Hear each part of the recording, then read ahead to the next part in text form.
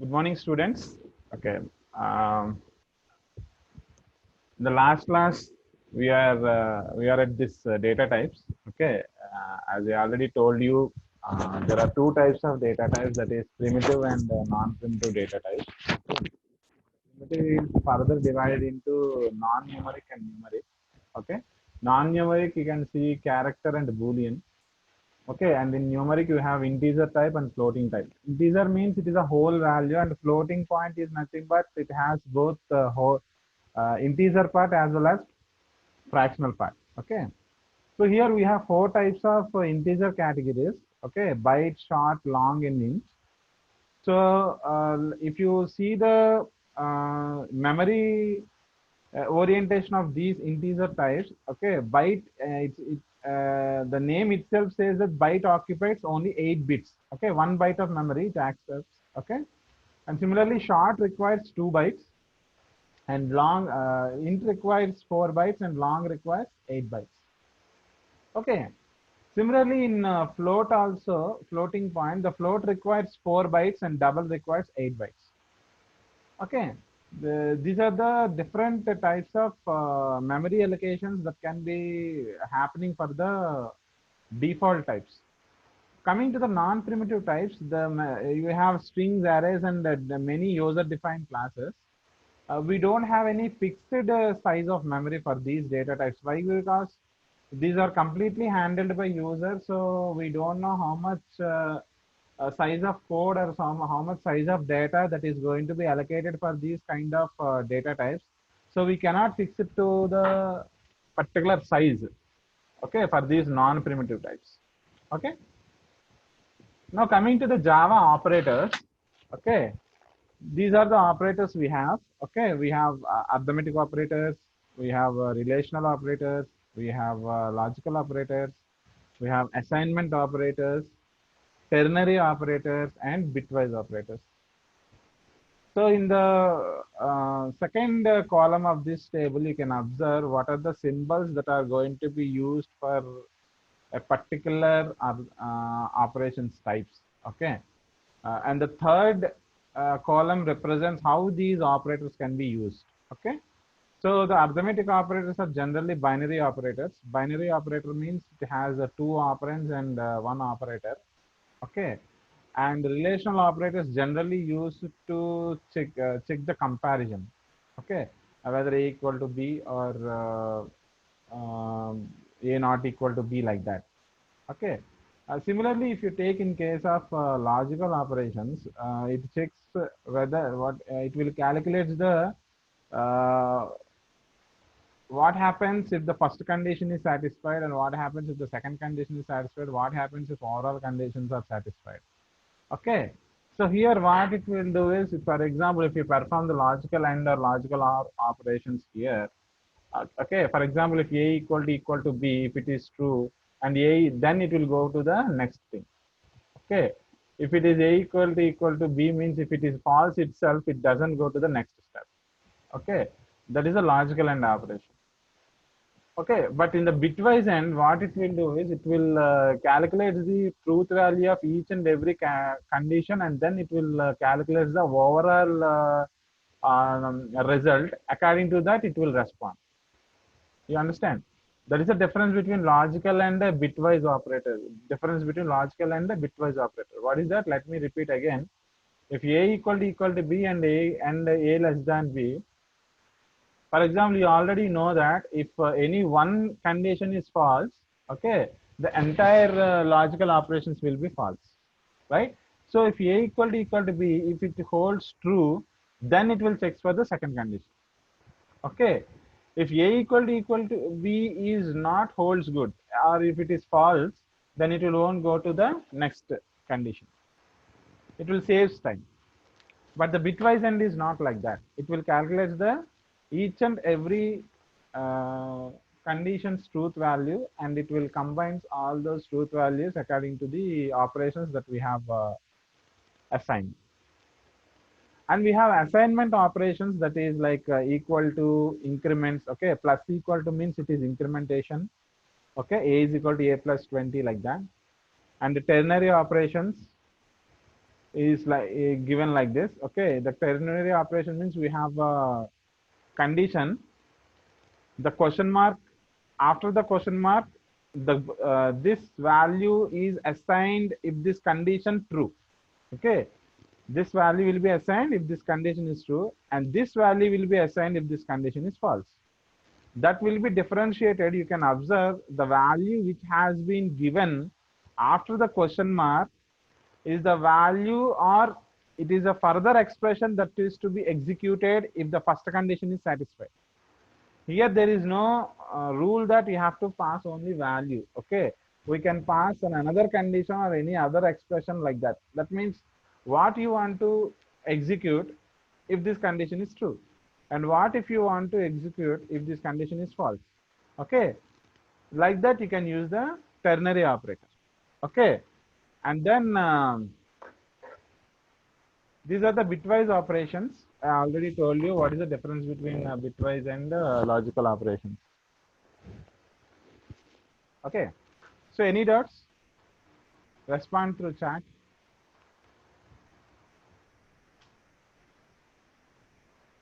Shall I proceed further? Shall I proceed further? Invitation something. Okay, let us move on to the next topic. Let us see the control structures here. Control structures, we have two types of control structures here. Let me mention it is. Okay, the control structures is of two types. One is conditional and another one is the iterational. Let us see the first conditional statements. This is the first thing is the simple if. Okay, what do you mean by simple if here? Okay, so here simple if only bothers about if the condition is satisfied, that's it. Or if the condition is, what is the condition that you have given? Okay, for example, here in this code, if you observe, if test is less than 10 means what? If test is less than 10, it executes. If test is greater than 10, it executes. In the both the cases, it doesn't bother what if the condition has been failed. It doesn't bother. Else, what it should do? It doesn't bother. Why? Because here there is no such action. What if the condition has been failed? Here in this segment, you can observe test is less than 10 here. Okay, test is less than 10. For test is equal to 5, this condition is true. For test is greater than 10, this condition will be failed. Here the true value, the truth code can be executed here, but here there is no false code to be executed. Okay, why? Because the simple if doesn't take care about the false or else. Okay, else what it should do. So this is what if else. This is the next conditional statement. Okay. For example, if I say that user is equal to 17, okay, let us think it is excuse me, it is an age of a person. Okay, user is having 17 years age. So here I want to check the user age. Okay. For example, if the user is less than or equal to 18, then I can say that the user is younger. Okay, he's an younger person. If that condition has been failed, I can say that the user is older. Okay, I hope so many of you people are greater than 18, right? So you're all older people. If anybody are less than or 18, those people are can be treated as younger people. Okay, here what I want to say is here the both the cases are considered. If the condition is satisfied, this to be executed. If the condition is failed, this to be executed. If else will bother about what if the condition satisfied or what if the condition has been failed. Okay, and this is the nested if. Okay, this is what nested if. Same again. Let us take the what do you call the age example itself. Okay, the age example. For example, if my age is 20 years, okay, first I'll check whether it is less than or equal to 40 or not. Okay, if it is less than or equal to 40, there is a possibility whether I may be child or young person. Okay. So for that, if it is less than or equal to 40, if it is less than or equal to 40, um, what happens here? Then it will check for whether it is less than or equal to 15 or not. Again, okay, as here the age is 20, definitely it will go inside the if, and here it will check whether it is less than or equal to 15. Okay, it is child. If it is not less than or equal to 15, then I can say that young. For example, if here if I enter age greater than 20 here, then what it will do, it will directly go to the else and it will print it is a old. You are old person. Okay. Can you anybody please acknowledge me through chat box that what will be the output for the nested if block here? Anybody can acknowledge through chat box what is the output for yeah, young. Very good. For if else, what is the output?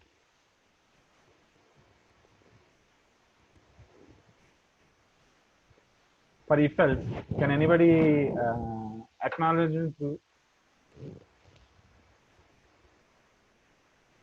Yes, good. Is there anybody greater than 18? If you feel if you feel you are greater than 18 means you are older only. You are not at all younger person. Okay, good. 18 or younger is good. Is the result. And then coming to the next is that is else if. This is what will have you are having the else if letter. Okay. Here I want to check my exam score here. Okay. If the exam score is equal to 82, okay, then I want to check these conditions. If I feel that my grade is greater than or equal to 90, I will consider my grade as a A. If I feel that my grade is greater than 80, okay, then my grade is B. Similarly, if it is greater than 70, it is C. But here, one thing you should observe is if the first condition is satisfied, for example, assume that the first condition, exam score is greater than or equal to 90, the condition is satisfied. Assume like that, then it won't check for the remaining conditions. This else if ladder will follow the control until any one condition is satisfied. Okay. For example, take this example only, 82. 82 means here 82 is not greater than or equal to 90, then it will go for the else if. Okay, exam score is greater than or equal to 80. So this is correct. Okay, so it executes only if and this else if. It won't execute the remaining else ifs or else. It will save the time. Okay, so can you tell me what is the output for this code?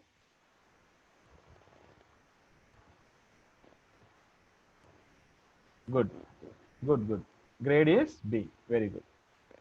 Let us see the some other code here. The same code, some other sort of code here. Okay. Yeah. Something different, right? In the previous example, and this is something different. Once observe the fourth code here. Here also the checking the exam score only. Can anybody tell me what will be the grade here in this case? In this case, can anybody tell me what is the grade here? D, right? D, correct? How many of you are with D?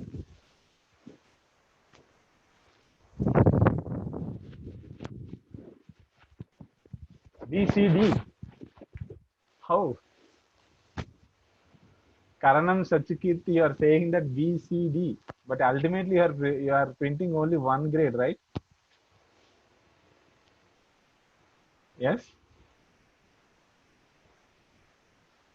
Okay, the answer is D only. Why? Because the difference between the previous code and this code is irrespective of the value or irrespective of the condition, it will execute each and every if.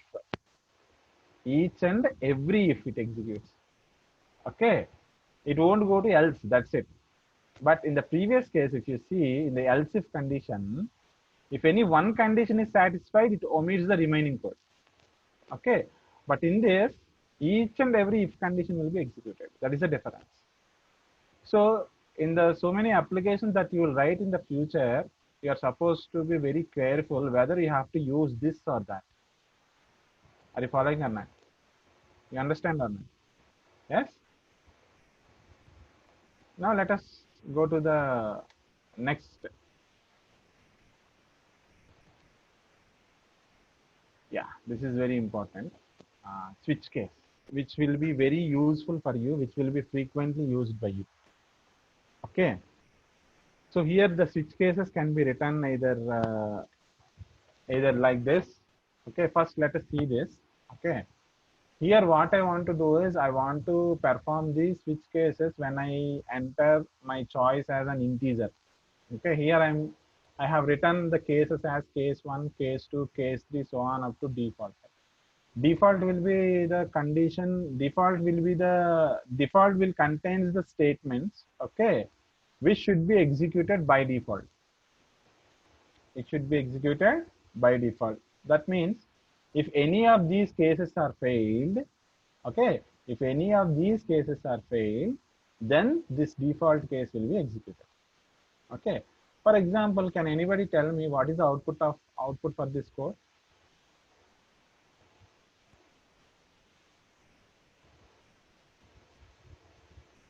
Very good, very good. Inside case 3. Dedipya, inside case 3, not only the output, inside case 3 as well as after switch statement is also output. Okay. And some Mahadas and Dedipya have changed statement. Both are, you have given the same statement, but in the different sentences you have given. Yeah, case along with case 3, after switch statement is also executed. Why? Because the statement which should be executed after switch should also be executed. Okay. Good. Let us check the uh, inside class 3. Yeah. Inside case 3 is the output. Is that only the output? Sarada Moida? That is the only output or anything else will be printed? So along with inside case 3, after switch statement will also executed. Okay. Now let us see another type of switch here. Okay.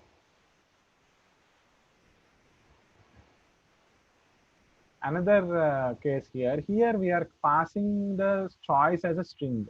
Okay. Here our choice is of type integer here, and here our choice is of type string. So here I can have the choice as a string value. So when I pass this value to my switch statement, so what is the output for this? What will be the output for this switch case? Huangdan Java. Good. Huangdan Java is the output. Okay. You can have this type of facility also. Now let us go to the another conditional statement. Okay. What is that? That is iterational statements. So these are the various types of iterational statements. Okay. That means we have 3 types of loops here: for loop, do while loop, and while loop.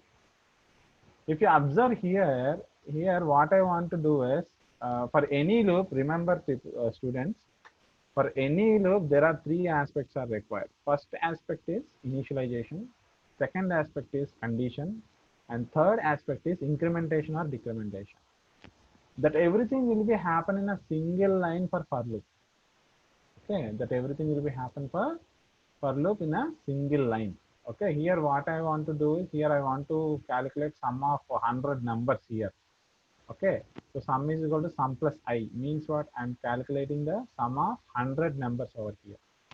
Okay, so sum will have 100 into 101 by 2, that is 50 into 101.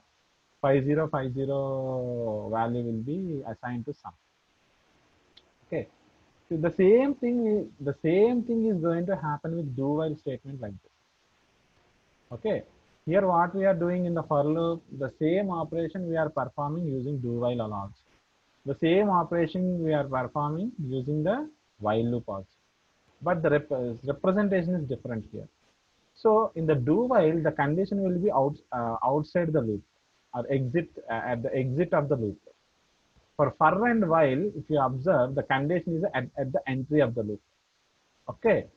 So this is how we present do while loop and while loop like this. Okay. So where is the conditions for and while? At the entry of the loops, and for the do while, it is at the exit of the loop. But all the three loops are doing the same thing. What is it? Summa 100 numbers. Summa 100 numbers. Okay. These are the control structures of iterational type. These are what we call as iterational type control structures. Okay. Now move on to the arrays. Here, I think all of you know how to declare an array. Here I have given some examples over here. Okay. So what I'm doing here is, here double A equal to new double of n. This is the what do you call syntax of declaration of an array.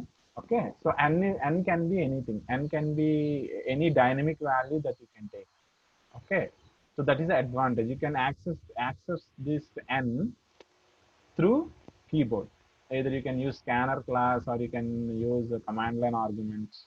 Okay, using that you can access the value of n here, and you can declare an array like this. Okay, and here I want to generate n number of random numbers, and I want to assign to my a of n. Okay, let us execute this code. Okay, for understanding purpose.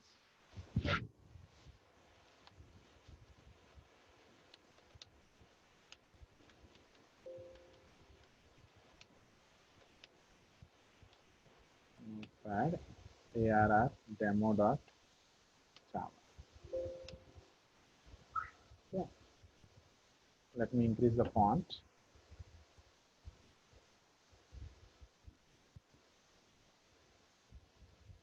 Let me increase the font. Okay. Here I want to use util package in order to accept the data dynamically from the keyboard. Okay. Public class arr demo.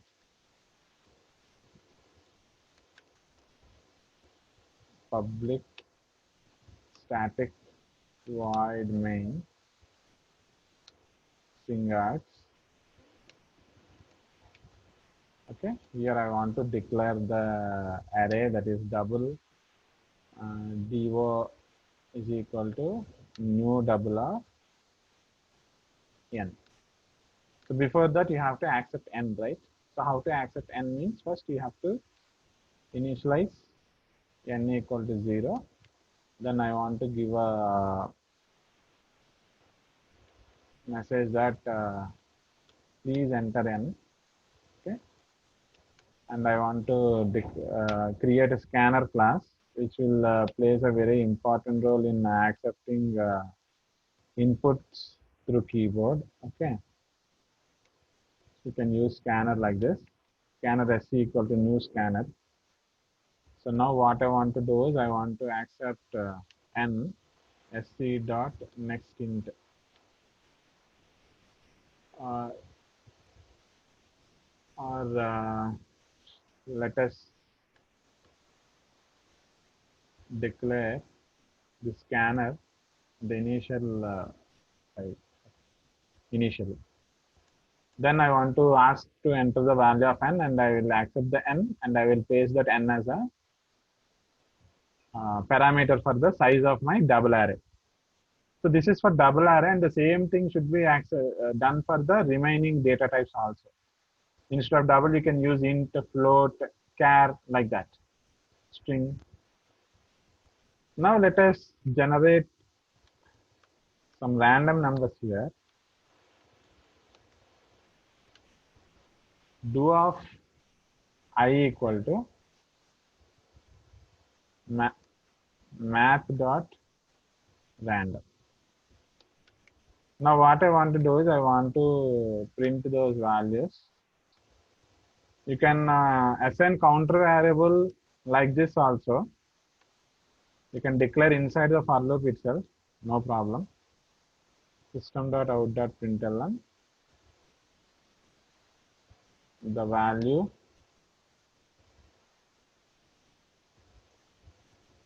with index,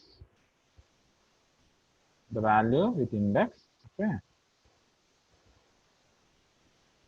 I is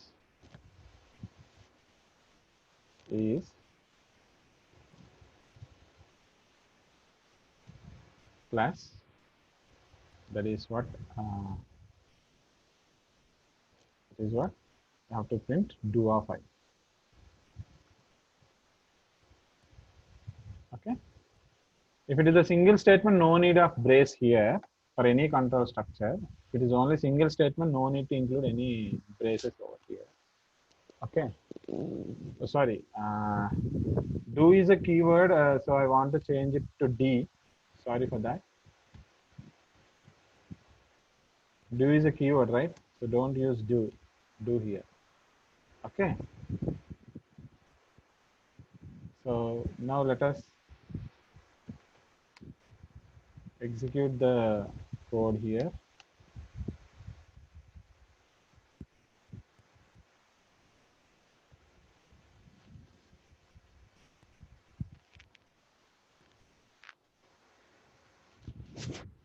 Okay, executed successfully. And now let us see that random numbers what it has generated. N I want to enter, okay, 5. So these are the random values that has been generated, okay. These are some random values are there, okay. Math.random. This is the math class which belongs to your lang package. Lang package is the default package in Java. This string class and this math class belongs to your lang package. So no need to import that package. Okay, it is a default package in Java. So this is how we can make use of the arrays. So let us see some applications. Okay, if you want to print the array values, you use this syntax like this. Okay, and if you want to calculate the maximum of a given array values, this is the logic. Okay, if a of I is greater than max, then max will be that a of I. Otherwise, it will changes automatically. Okay, initially a of max will be declared as a of 0. Okay, initially max will be taken as a of 0. Later it will compare with the other elements like this. A of I is greater than max, then max will be the a of I. Similarly, average is calculated, reverse is calculated, and copy to another array is done like this.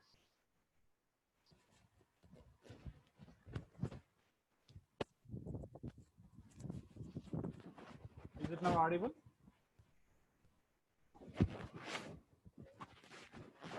Is my voice audible?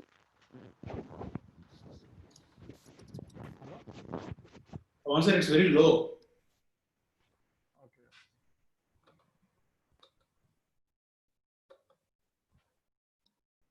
Now it is audible? Yes, sir. Yes. Okay. Okay. This is how we can make use of arrays like this. Okay. Here I have mentioned the purpose and the significance of using arrays and what are the various achievements that we can do using arrays. Okay. How to find the maximum of array and how to find the average of an array element, and how to calculate, how to perform a reverse of an array, and how to calculate, how to copy the values of one array into another array. These are the various operations that we can perform using arrays. Okay. Now let us move on to the next topic, that is strings. This is the sample code. Okay. This is the sample code. String S1 is equal to GVP College of Engineering and string S2 is equal to Visakhapatnam, for example. The strings can be directly declared like this, and in another manner, for example, let me illustrate with the code so that you can easily understand. Notepad, str demo.java. Okay, you already have this. Okay, here I have declared two strings. string S1 is equal to GVP College of Engineering and string S2 is Visakhapatnam. Okay, let me increase the font so that it will be visible. Okay, so here what I am doing is I want to concatenate S1 plus S2. Okay, here I want to say that string is an immutable object. Immutable object means once it is created, its value cannot be modified or changed. Okay, so here, but here still we are doing S1 is equal to S1 plus S2. So what we are actually doing here, are we changing the value of S1? No, absolutely not. It will give the illusion that you are changing the value of S1. As I told you, every string is a mutable object. Okay, immutable object. Let me explain this. The same scenario will be applied to the tuples in Python. Okay. For example, we have one string, okay, whose name is S1 over here, and the value is GVP College of Engineering. This is one string value. We have another string we have created. What is it? It is a S2. Okay. What is the value of the string? Vizag. So this is one string pool and this is another string pool. That means this is separate memory and this is another separate memory. Now what you want to do is, what you are trying to do is you want to concatenate these values, right? So if you are concatenate these values, these two are in the different pools, okay? The resultant will be like this.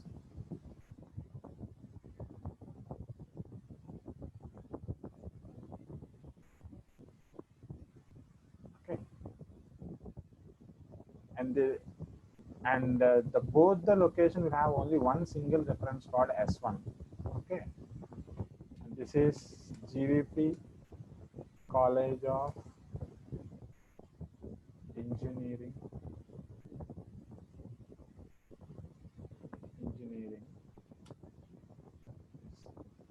And this is what? Vizag.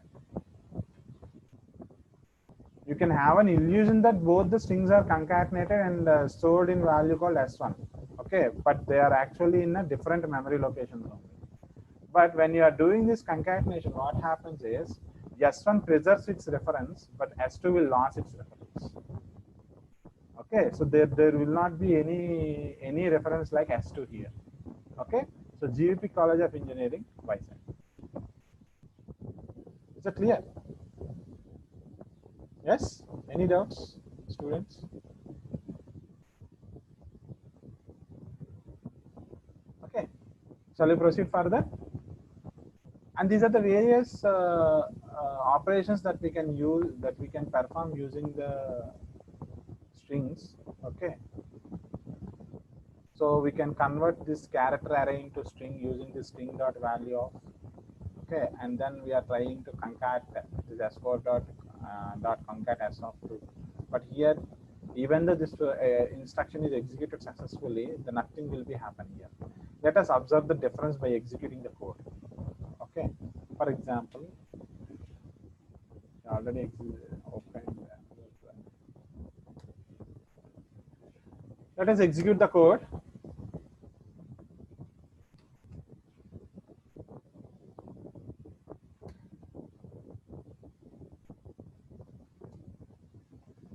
So GVP College of Engineering, Visakhapatnam. Okay, here that is the output for first S1 is equal to S1 plus S2 here. That is the output. We are first printing the value of S1. Okay, next we are printing the value of S2 here. Okay, so what happens now? You can observe the output. Visakhapatnam, GVP College of Engineering, Visakhapatnam. Why? Because the S1 has been modified as GVP College of Engineering, Visakhapatnam. Modified, again I am telling you, modified in the sense it look like modified, but it is not modified. It is indirectly representing the string S1 and S2 as a single unit. So for the Visakhapatnam, GVP College of Engineering, Visakhapatnam has been concatenated along with the space here. like this. Here what we have mentioned here. So here we are printing the value of S2 over here. Okay. So next I'm creating the character array like this, Madhuravada. Actually I want to say Madhuravada, but in middle I have entered some character digits also, 582. Okay. And then what I have done is I have converted this character array into string. Okay. For that, what you have to use is the method is string dot value of just 3. So your character array becomes a string here. Okay. And S4 dot concat S2. Now I want to concat this S2 what I have generated to my Madhurvada, but it doesn't happen. If you print S3 and if you print S4, there will not be any difference. Why? Because concatenating means it will directly try to change the storage value of the string, but which doesn't happen, right? Why? As I already told you, string is an immutable object. If you want to perform any concatenation, that will be possible. That is possible only using this plus operators. But this concat method doesn't work for concatenating the strings. Are you following or not? Yes. So while you are doing the programs, I already told you while you are assessed through Wipro PRP milestones, the maximum of the programs will be asked in arrays and strings. So this is I have explained some main concepts of arrays and the main operations that what we can achieve through arrays. And the strings also, I'll tell you what will be the, sorry.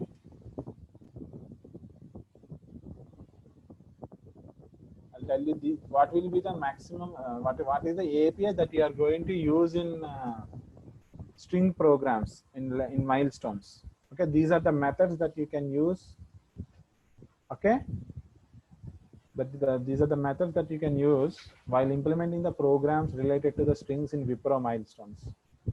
Okay, in Wipro milestones, the programs will be asked mainly on strings and arrays. Concat method doesn't work, as you have seen, right? If you want to do it, you have to use, or if you want to check the change that is happened, that is possible only with the plus operator, not with the concat method. Okay. So, so here these are the various methods that you can use in your milestone programs. Okay. Finding the length and finding the particular character at a position. Okay, so here the S1 dot length means it will returns the length of the string S1, and S1 dot character of 4 means it will returns the character in string S1 at 4th position, that is 0, 1, 2, 3 and 4. So it returns O for this statement. Okay. And if you take string S2 as Vizag here, and if you want to perform the concatenation between S1 and S2, perform like this, S1 plus S2.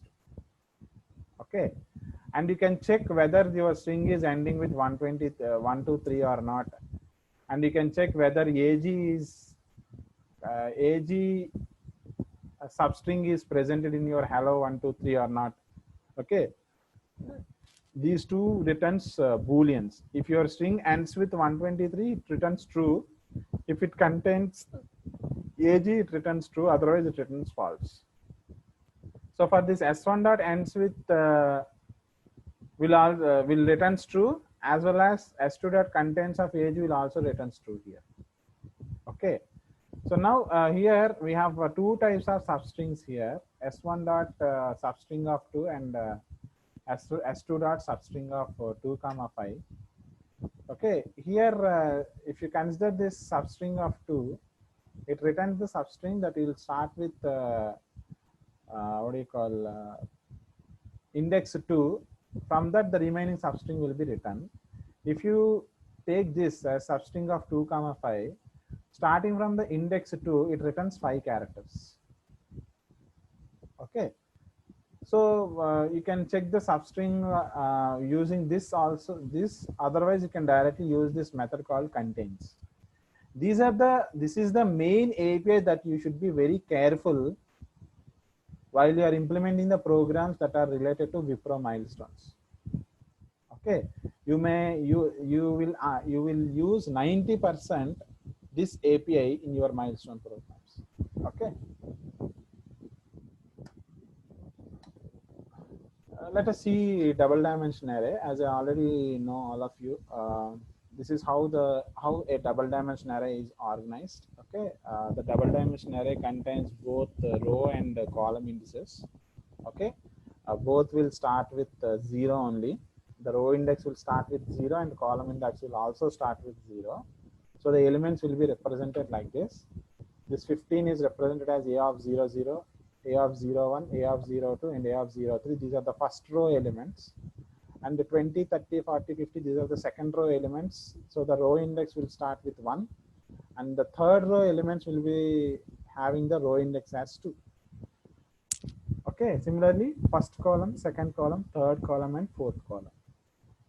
And I can say that this is an array of arrays. Okay, these are also called as the array of arrays. For example, if you take the first row, I can say that it is an array A0. It is an array A0. Okay, the remaining is 50, 20, 25, and 30 belongs to the array called A0. And 20, 30, 40, 50 will belongs to the array called A1. Okay, so I can say that this is an array of arrays. Similarly, this the same thing can be repeated for the strings also. So if you want to accommodate this array, you are supposed to declare array like this. And if you want to access the elements, okay, int a square 2 pairs of square brackets is equal to new int of 3 comma 4. 3 means number of rows and 4 means number of columns. Okay, if you want to accommodate this array, this double dimension array, you have to declare your array like this. Okay, and accepting and printing of elements will be like this, double dimension array elements. Here I want to declare a string of size 3 and 4. That means there will be 3 rows and 4 columns. So what is the meaning of this? Here I want to declare 3 strings in which you can accommodate a maximum 4 characters for each and every string. That is the meaning. Okay. Actually, it is not 12 strings. It is a printing mistake. Okay, this is characters. 3 by 4 means you'll have totally 12 character. You can accommodate. Sorry, this is a string, not character. Okay, sorry, my mistake. It is a string double dimension array. That is, it is a strings of strings. So you are entering 12 strings. Okay. Okay, so you are entering 12 strings here. So first I will accept row wise and then column wise. I equal to 0 and j equal to 0. The string that is in 0, 0 will be accepted using sc.nextLine. Next, I incremented to 1. So j incremented to 1, I is 0 only. Next, the string 0, 1 will be accepted. Later, string 0, 2 will be accepted. Later, string 0, 3 will be accepted.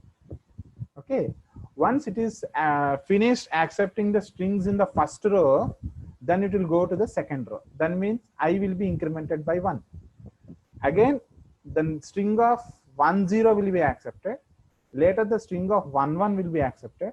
Later, the string of 1, 2 will be accepted. 1, 3, so on and so forth. At the same time, here I want to print the message, print the strings like this. Okay. So how we can print these strings? Okay, strings of string. Let us execute the code for this, okay, for understanding purpose.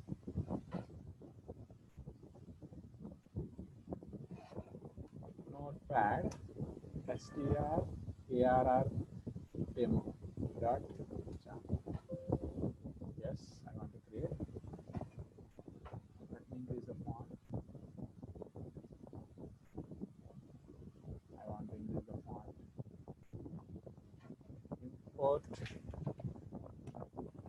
java.util.star class strarr demo. Make sure that your class name and file name should be same. Okay.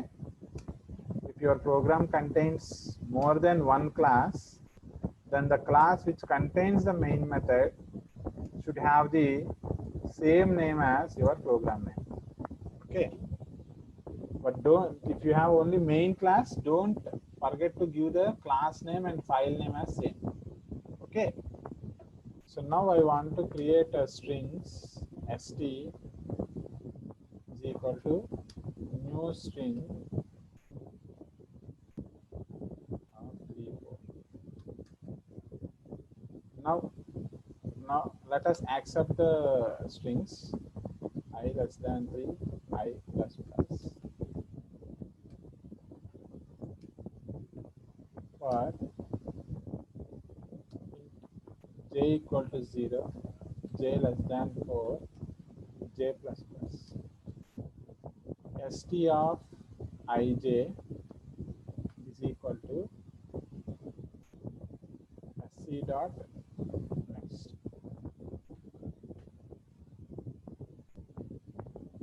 So before that, you have to create scanner object in order to accept the values through keyboard. Okay. Okay. Now let us print the strings what we have accepted. System.out.println str.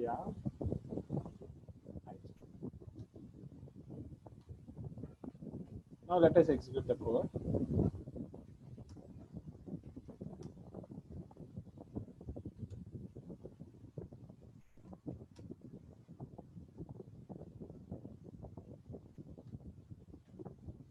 Okay. Now let us execute the first string.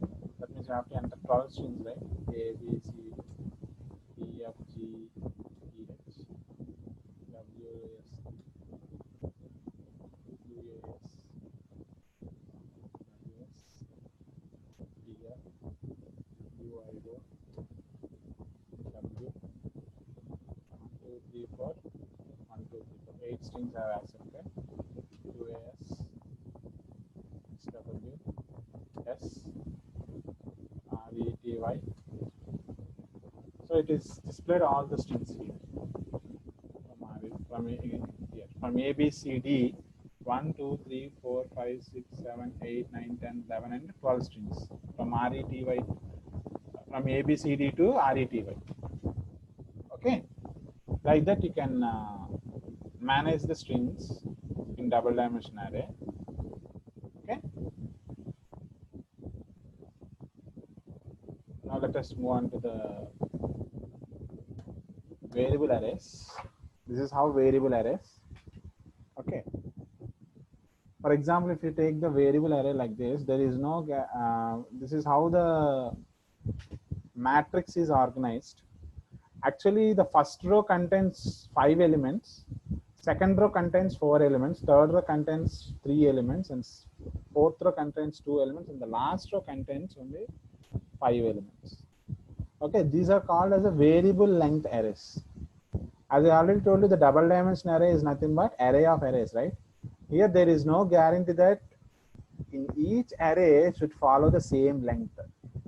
Okay, if you observe here, the first array, okay, the first array have only 5 elements, second array having only 4 elements, and where the last row having only 1 element. You may get a doubt that, sir, if you declare an array like this, okay, how can I print these, as you are not following a fixed column value for each and every array here, right? So in that case, how to print these values? Okay, let us see the demo program on this. Demo var.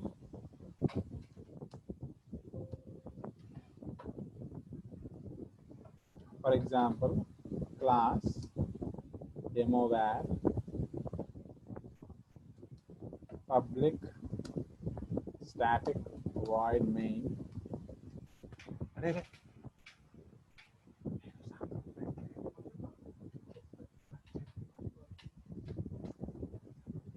String args. So So let us declare the array as it is, what we have in the example. TRAR is equal to, in the first row we have 5 elements, right? In the second row we have 4 elements, and the third row we have 3 elements, 3, 4, 5, and we have only 2 elements in the fourth row, and we have only single element in like this. I have declared array as it is in the example, how it is in the example. Okay, now let us no such rule. There is no such rule that the name of the class that should start with only capital letter. There is no such rule. It is only for understanding purpose, but there is no such rule. Now let us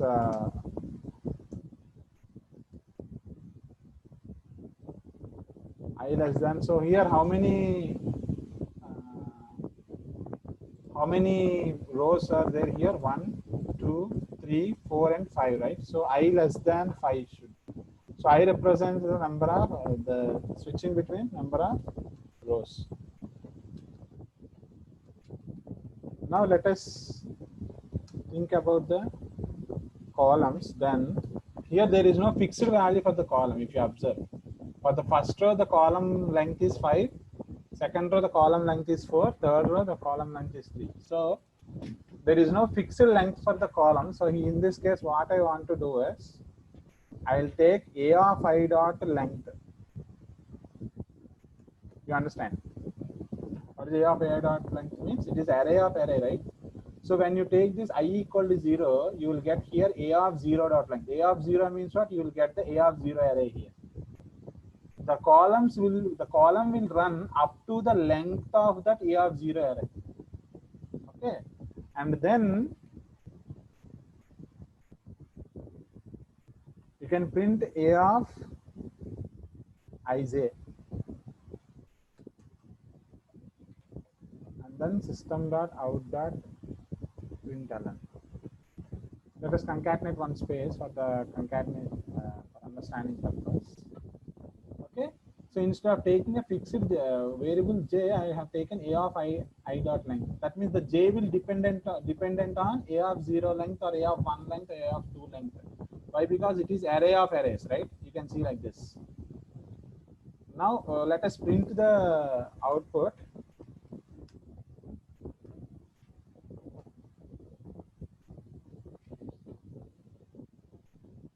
Cannot find symbol. Okay. TRARR.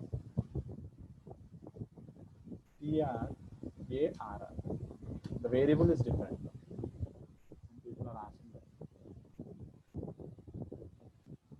Yeah. I changed the TRR. Okay, I'll explain again. See, if you observe, I already told you double dimension array is nothing but array of arrays. That is clear, right? It is array of arrays. This thing is clear.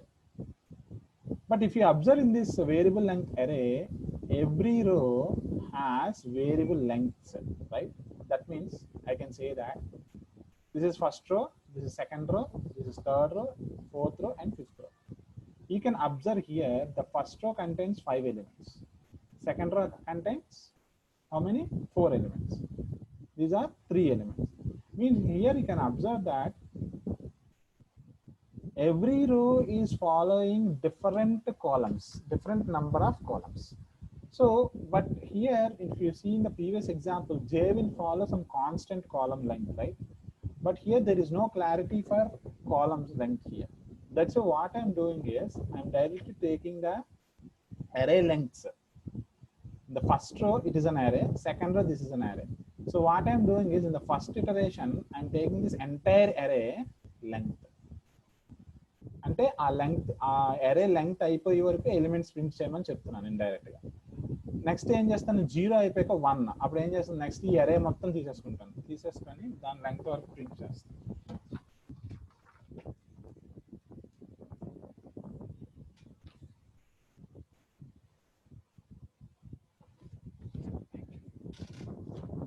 Okay. Similarly for third one. Okay. Now let us see the output.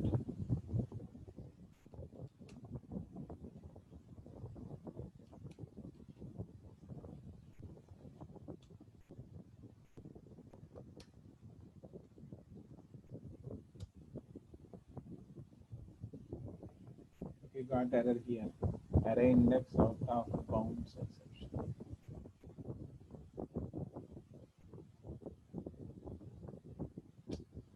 Here it is J plus plus, right?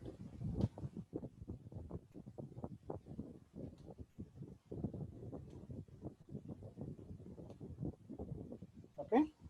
1, 2, 3, 4, 5, 2, 3, 4, 5, 3, 4, 5, 4, 5, and 5. Once observe the code. The code is clear, all of you? The code is clear?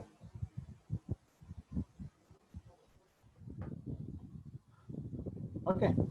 So this is how we work with the variable length arrays. So you can have an array of variable lengths also. You can have the control like that. Let us move on to the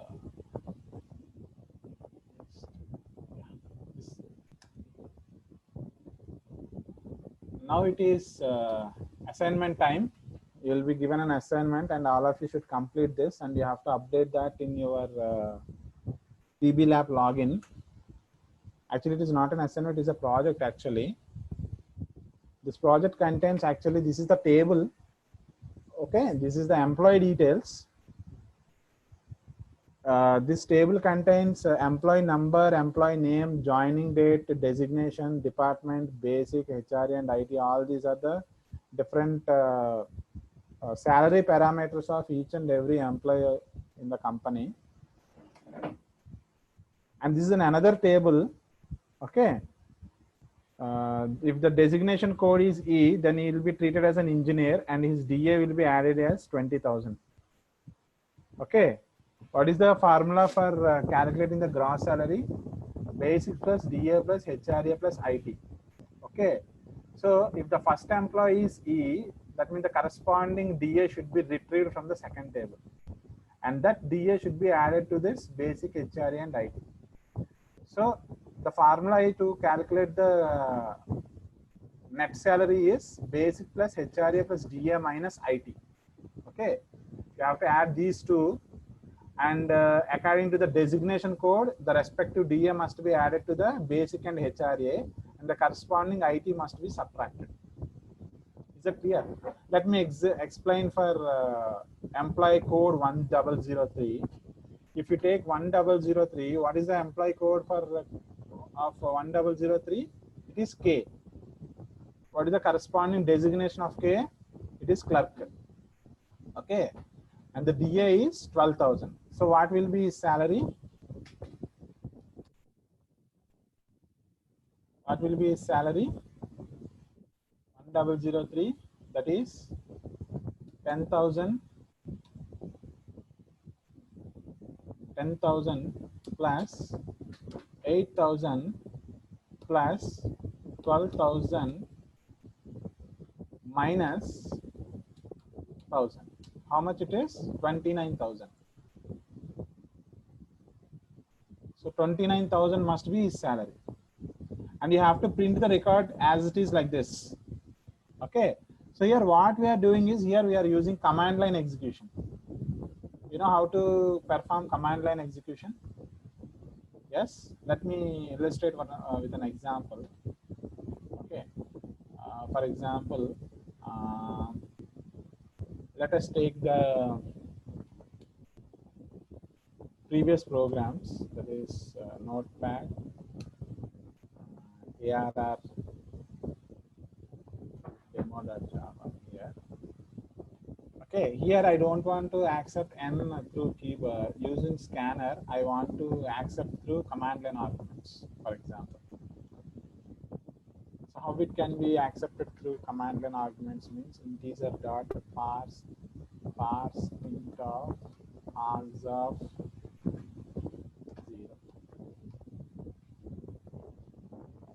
Okay.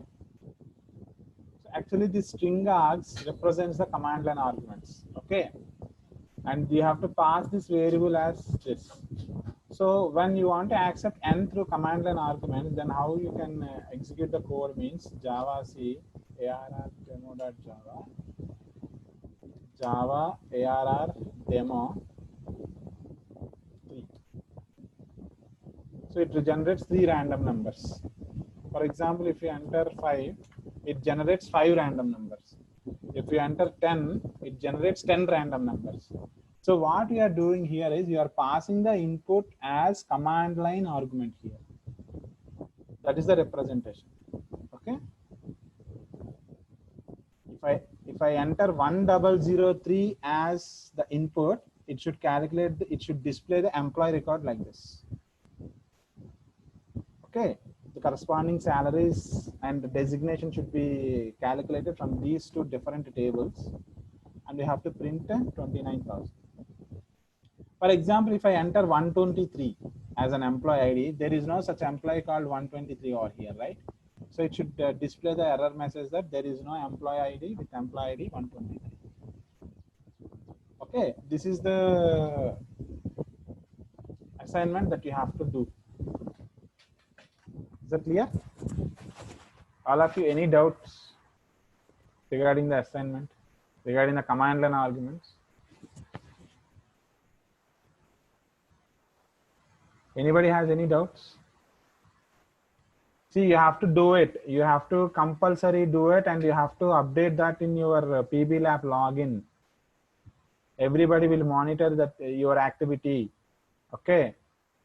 This is the first project. This is the first project in our Java fundamentals. Okay. You have to finish this assignment and you have to update in your PB Lab login. Okay. This is compulsory exercise. How we can create the tables? We can use the double dimension array. Double dimension array. Okay, you can use strings of strings or a string or array of strings, your wish. Using that, you have to calculate the corresponding employee's designation as well as his salary based on this formula. The same assignment has given in your PB Lab logins. Okay. Girish sir, this is quiz time, sir. Can you display the poll questions? Students will have a poll questions now. Okay, all of you answer.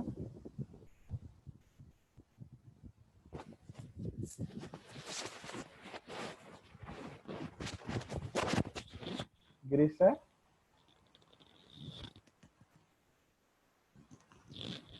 Yeah, this time it will be unavailable. Later it will be action. Maybe some maintenance work will be there. Girish sir.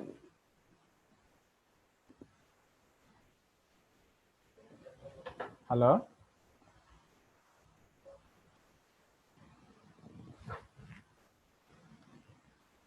Hello.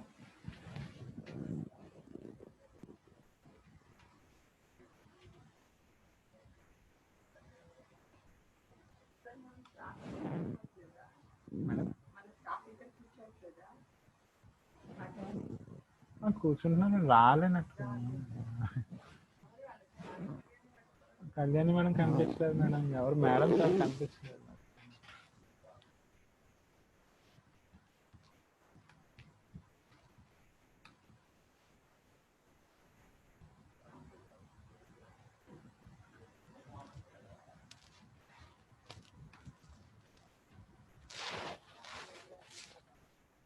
Yeah, there is no such program coding platform in PBL. You have to do it outside. If you know any IDs, you can do it through that IDs. Okay, and finish that and update your status in PB Lab. But students, I'm saying that it is very compulsory. You are supposed to complete all the projects and you have to maintain that quizzes with you. Okay, you have to maintain the quizzes with you, and the Wipro people may ask at any time. Okay, Wipro people may ask at any time. You are supposed to upload those projects in their server, and they will check it. So better execute all the programs and projects.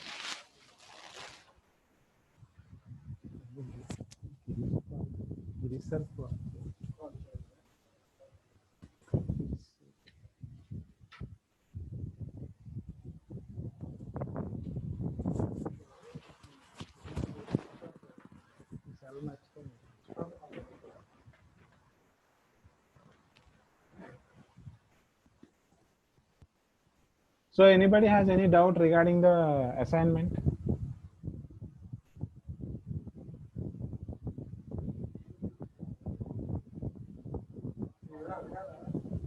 The poll quiz.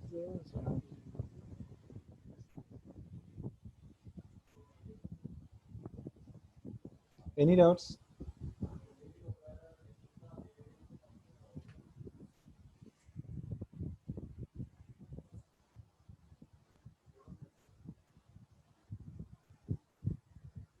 Okay, wait for the poll questions now.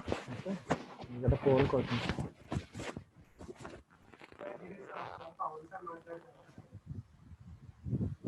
There are the poll questions. Alright.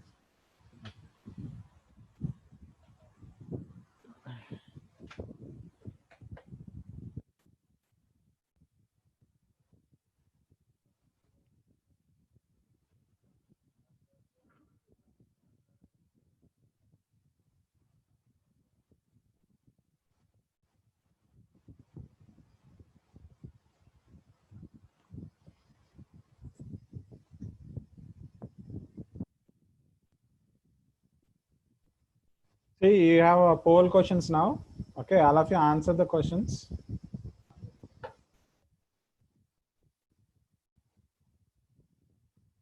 Start answering. Will be given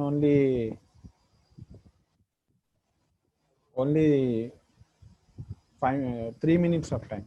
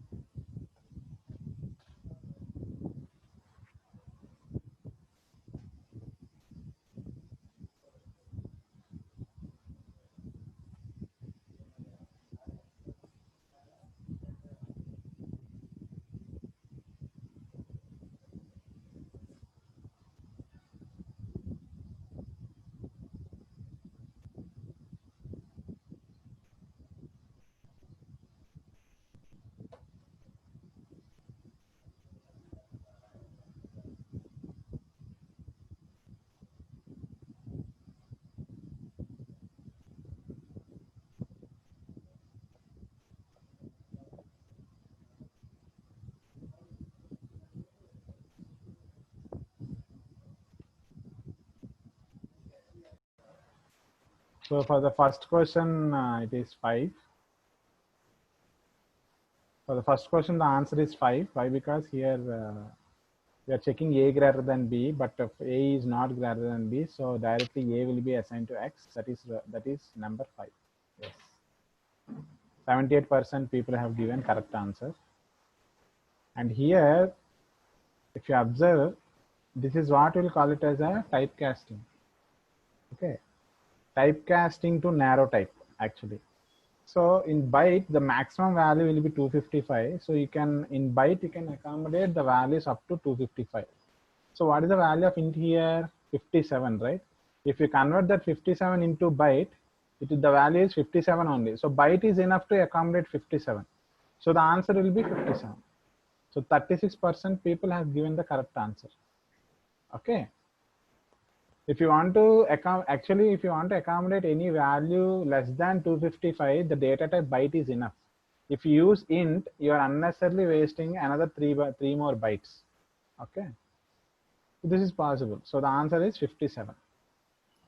So which of the following are exit control loops? Do while, very good. As I already mentioned, the condition will be at the exit of the loop.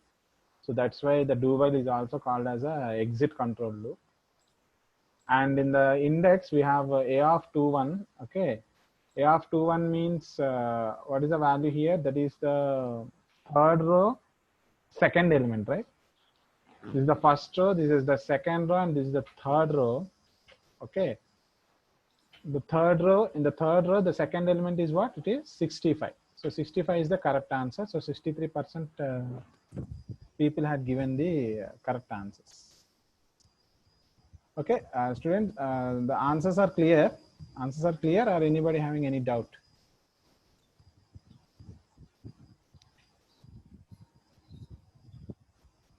Okay, shall I close the session, all of you?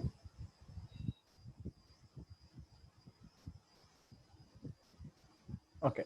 Okay, sir. We'll end the session. We are ending the session. On Saturday, I'll start OOPS concepts. Sir, one is asking typecasting, sir. Typecasting, yeah. Can show us if there is any slide like that. There is no such slide, sir. I'll explain through program.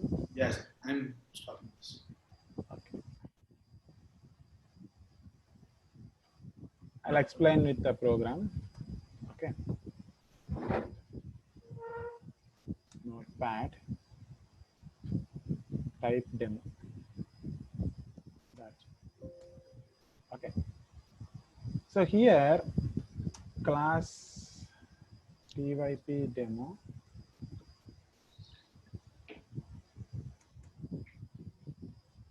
Public static void main string args. Okay, here I want to declare a value called int a is equal to, for example, 57. Now what I'm doing is I'm taking byte b and I'm taking the byte value of a. I already told you how many bytes are required for integer, 4 bytes. For byte data type, it requires only 1 byte. Okay. As byte taking only 1 byte, what will be the max? What is the range of values that it can accommodate? Means that is from 0 to 255, for example. From 0 to 255, the byte data type can accommodate. So here, what is the value of a here? 57, right? 57 is in the range of 0 to 255 or not? Yes. So if you convert that into a byte, so it can easily accommodate by the variable. So this is what we'll call it as a narrow type casting. Narrow type casting means what? You are taking the big data type, that is int, which is a bigger than byte, and you are converting into its a smaller type. You are converting it into its a smaller type. So this is what we'll call it as a narrow typecasting. Okay. Then you'll get the error. For example, okay, let us execute this code first.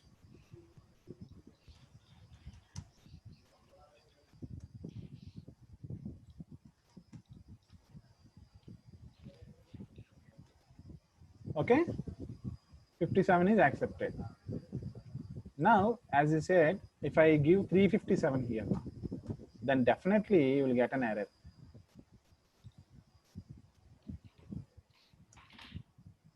One not one. Okay, okay.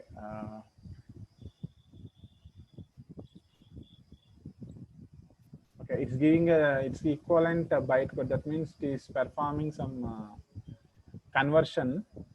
Okay. Okay, means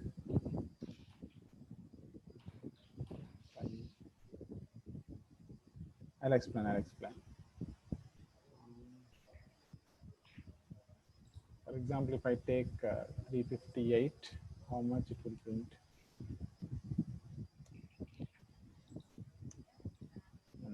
Okay. If I give 257, 256 are placed. 256, what happens?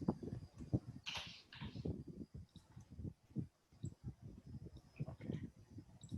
So again, it is, that means after 255, the index value is reaching to 0 again. Okay. Again, it is counting from 0 to 255 again. Okay. So it is performing the repetition of the values. Okay. Actually, this, if you execute the same code in the previous Java compilers, you will get the error. Maybe this compiler may update it. The value will be changes from compiler to interpreter to interpreter.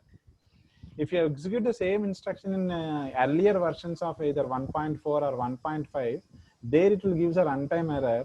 But here, as the compiler, the interpreters are updated, it is repeating the values from 256 again. Okay, as you said, the 350, the value what you pass for integer, that will be minus 256. Okay, so this will change from interpreter to interpreter. This is what narrow type casting. For example, if I write like this,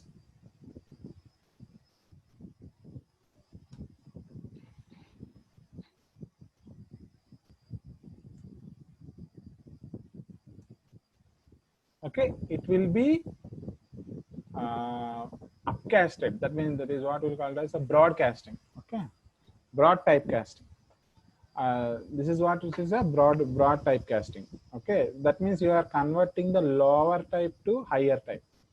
Okay, this is what we will call it as a type. There are two types of typecasting. One is narrow type, and the second one is the broad type.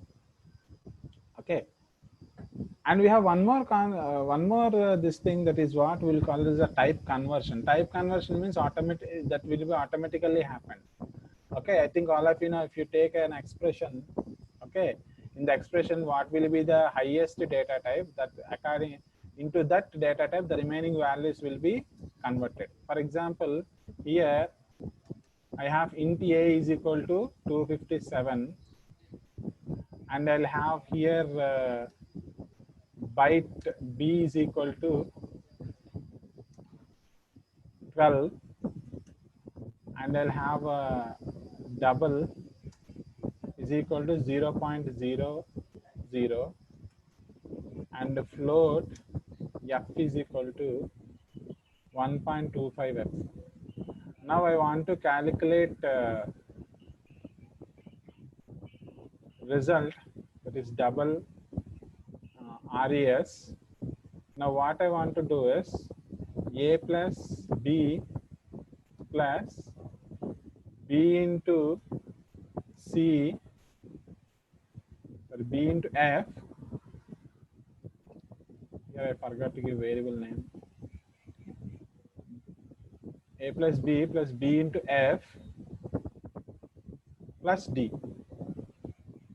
So here what I'm involving in this expression, I'm involving int, I'm involving byte, I'm involving byte into float, and then finally double.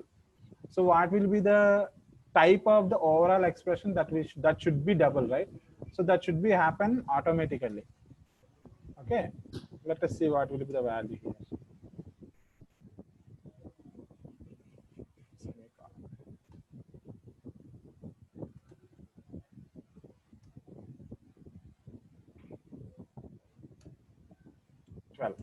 Okay, so the result will be assigned to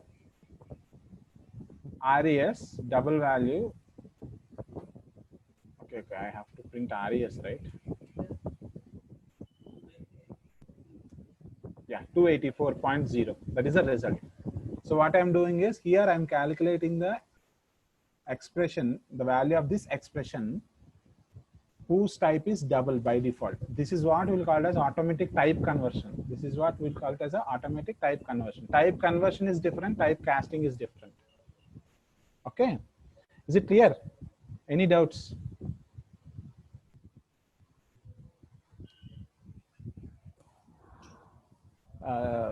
Shall we wind up the session? Any doubts?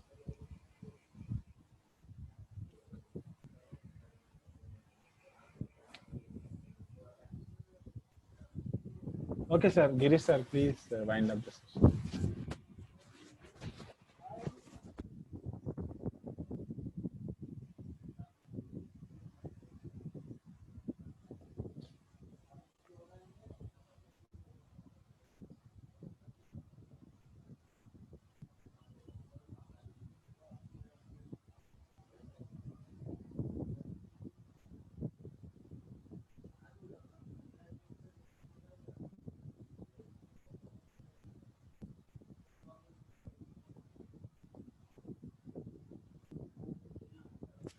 Girish, sir, wind up the session, sir.